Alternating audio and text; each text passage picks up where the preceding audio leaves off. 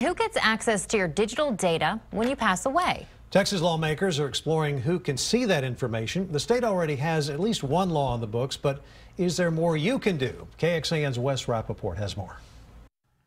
Upon my death, one of my children will receive a notification that they have been designated as my successor. University of Texas lecturer Ben Benson wants to make sure his affairs are in order when he ultimately passes away, including his digital footprint. All the stuff that we used to put on paper and store in boxes and filing cabinets is the stuff we put on digital assets now.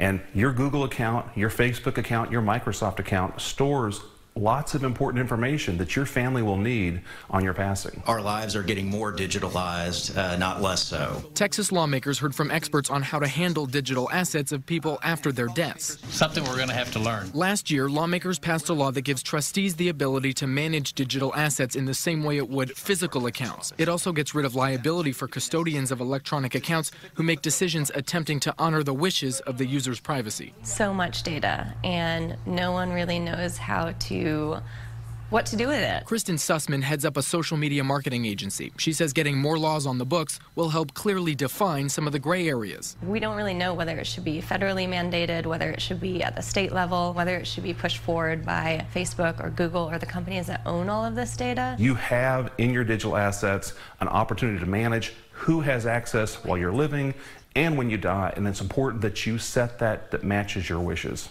Wes Rappaport, KXAN News. Texas lawmakers also spoke about social media privacy for students and how privacy laws apply to employers and employees. They're looking into who has a right to information. For example, if one of your coworkers calls in sick and you see them post a picture out for the day somewhere at the beach, well, does the employer have the right to that information? Officials add there is a tricky gray area right now when potential employers visit your social media footprint to learn more about you.